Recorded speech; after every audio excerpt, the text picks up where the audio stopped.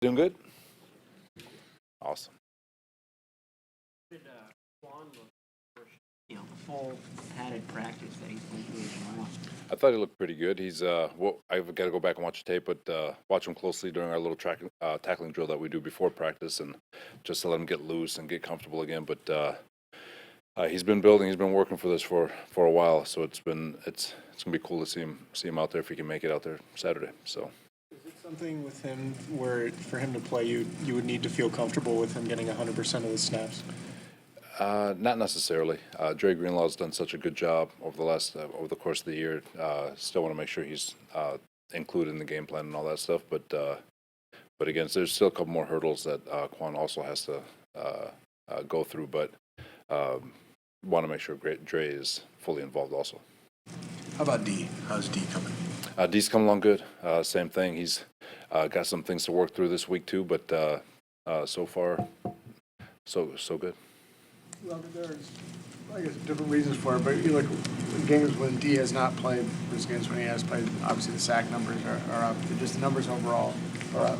I guess, is that probably not a surprise to you? Has he been as impactful on the field as you expected him to be this year? Yeah, he has been. We've talked about when you've got a guy like D Ford who possesses the speed he does off the edge, it creates so much space for the guys inside.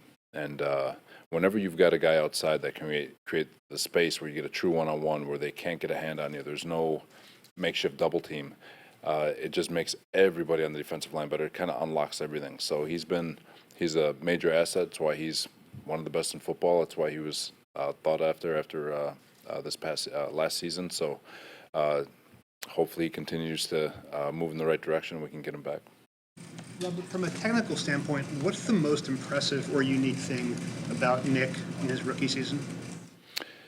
Well, from a technical standpoint, obviously his hand-eye coordination is some of the best I've ever been around. He can get in there really, really close. He loves close quarter combat, and his movement skills, his instincts in pass rush, his feel in pass rush is beyond what a rookie feels. And the scary thing is, I was talking to Kaseric today, he's only going to get better. There's so many things that he can learn from a recognition standpoint, play diagnosis standpoint, post-snap. So he's only going to get better. But to answer your question, it's all the close quarter stuff that he's really good at. What benefit does the hand-eye coordination have for a pass rusher like him? Because it's really all hand-to-hand combat, getting your hand placement onto the body, chest plate where you need to, being able to swipe the hands down while moving as fast as you possibly can, especially when you're in here really, really tight and you're trying to work a move so you can work half a man on an offensive line. So all that, it's all hand-to-hand combat really with the offensive line. He was about rushing Kirk Cousins yesterday, and his answer was, "You're not going to be able to rush him unless you stop the run." Is that your primary message to your guys this week? That it's this is a run-first team. You got to be able to stop the run. They do a really good job first and second down. They're very similar to our offense in regard to its play-action pass, its max pro, its shots downfield, boots, run game. So got to strap up our big boy pads and get ready to play some ball this week. Do you think they're similar to your offense help you in preparing for them? There's a familiarity just because of the concepts and all that stuff, but they've got things to deal with the back. Dalvin Cook's unbelievable. The quarterback's really good. The receivers are really good. The tight end, they're a very, very talented group. Very talented group. From a concept standpoint, it does help that there's familiarity and that we know how to play things or some recall. But we got our hands full with the talent they have for sure. The challenges that Cousins presents, looking at the numbers, it seems like he avoids mistakes. Only 6 interceptions. And he's very accurate completion percentage. What do you see when you look at him? Same thing that the stats show, in that he is very, very decisive with the football. He knows exactly where he needs to go. The pre-snap movement of the defense or the post-snap movement of the defense doesn't really fool him very often. He knows post-snap, by the time he hits his back foot, where that ball needs to go. He knows where everyone is on the football field, and because of it, he can make a very smart decision. And so that's, to answer your question, it's his decision making and his mind and how quick it works while he's in his drop and all that stuff. So he's worth every penny they pay him. Richard Sherman's ability to prepare for teams and sort of know what's coming based on splits and alignments and things like that. Have you ever seen a player as good at that part of preparation as he is? Not at corner. Usually they're out there, they just want to cover people. You get it a lot at linebacker. I think Fred's exceptional at that stuff. Bobby Wagner, all those guys, Paul Puzzolazzi in the past, just from my experience. But when you talk about at the corner spot, he's definitely on the elite side. Makes Dalvin Cook so difficult to defend. Dalvin's first off, his vision through the hole, working one gap at a time is special. His body balance, his power. He's not an arm tackle type back. You gotta bring your pads with you. He's got tremendous balance, good ball security, but his vision, being able to hit the hole, and when he hits it with so much speed and power. It's very hard to expect to bring him down with an arm tackle. You've got to get your body on him, and there's got to be two at the contact point every play. Madison, similar? Talked about how Kwon is. He is a good back, Madison. He is a very talented back.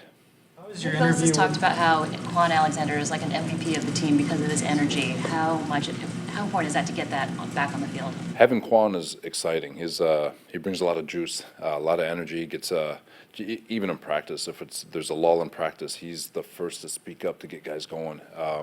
And from a coach's view, it's very beneficial to have a guy who, regardless whether it's bad or good, his voice is projecting positive energy and trying to get people rolling. So to have Kwon, aside from the player, just from the juice and the energy he brings and what he does for everybody around him is really priceless.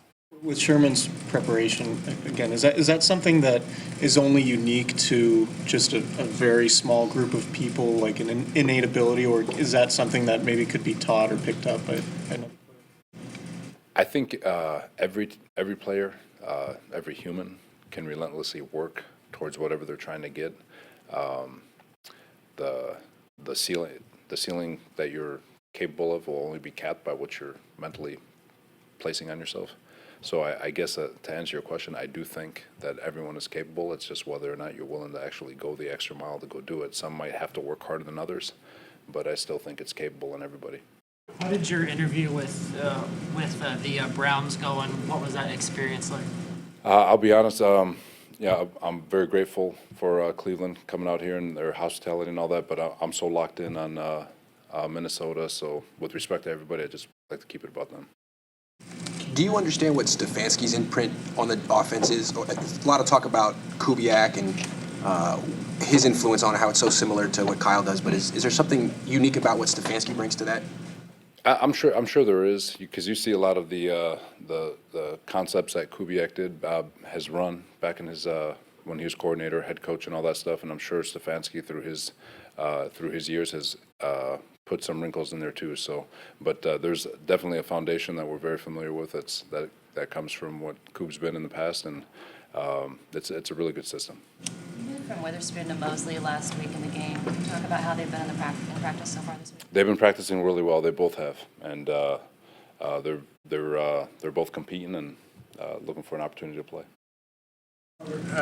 Bikello obviously has had back-to-back games where probably not best. How will you make that decision? Are you looking very hard at those last two games, or is it strictly going to be a practice thing?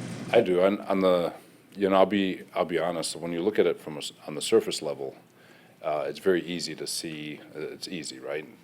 There's a Kello, there's a guy catching the football, but people don't really understand what happened for that to happen. They don't understand whether or not somebody actually busted and he may have been making up for somebody and shouldn't have been there in the first place. So there's a Kello actually, when you go back and look at that tape, played a pretty good football game. There was a couple of situations where he got caught in a bad situation, and so either way, his ability to go just put those to bed and compete his tail off will always define whether or not he can finish and play games at his best. But to say he played a poor game against Seattle would be, I'll be honest with all of y'all, it'd be inaccurate. What have you seen from Earl Mitchell, and what do you sort of expect out of him this week? Earl, you kind of see like a little fountain of youth out of the man. He's excited. He doesn't talk much, so it's hard to get words out of him. But he's excited to be here, and we're excited to have him. Coming back to Witherspoon real quick, on his final play when he gave up the touchdown, what was the breakdown on that play? So on the final play, they gave us 4 strong. So for a corner, he's thinking slant, just play your technique, and don't guess, don't overanalyze. Just play your technique, stay on top, and you'll be in good shape. But he was going to play a play, didn't get the play he was looking for, and usually at corner is costly. Obviously, play the same position in the same scheme, but they're very different size-wise. Are they different from a size and skill set perspective that maybe you evaluate the matchup as much as anything, or is it just about who's playing better at the moment? Oh, you're talking about Spoon and Mosley. Spoon and Mosley. It's really, I think the whole size thing is great only if you can cover. And so Mosley can cover, Spoon can cover. They both do a really nice job. It doesn't really matter matchup-wise to me because you saw Mosley handle DK Metcalf earlier in the season, and DK is a big boy. So it's whether or not you can cover, you can use your length, you can use your leverage. And really it just comes down to them putting in a couple of really good days of practice and just competing, and then we'll get to Saturday. Why was he benched? I'll keep that one in-house if you don't mind. I'm sorry about that one, but yeah, I'll just leave that one alone. What are some of the challenges that you have facing Adam Thielen and Stephon Diggs, as they're both interchangeable from outside and inside slot? Like, what are the challenges, and how confident are you in being able to contain them? They both pose tremendous problems in the fact that Adam is a really, really good route runner, so is Stephon, really strong at the catch point, and but either way, it's still a challenge because they both can win one-on-one matchups. They can both gain separation. They can both catch the ball pretty easily, and they're both very, very powerful receivers. So it's always a challenge because you can't account for everyone on the football field, and there's going to be times where we got to win a one-on-one battle. It's going to be crunch time. It's going to be a 3rd and 6 or whatever it is, and you got to win. And so it's always a challenge with all the weapons because you still got to deal with 82, you still got to deal with the back, you still got to deal with Kirk. So they've got a lot of talent on that offense, and so but just being mindful, we can take them away with certain coverages, but there are going to be points in the game where we got to win a one-on-one, and that's going to be our greatest challenge. Given that some of the red games you've had against the run, where you've struggled against, say, Baltimore and Arizona, there were quarterbacks that could also run.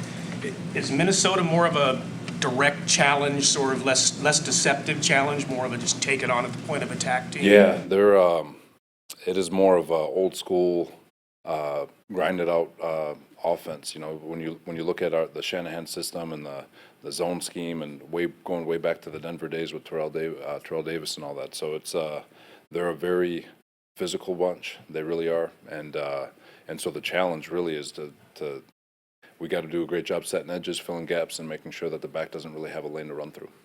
All right. Thank you, guys. All right. Thanks, everybody.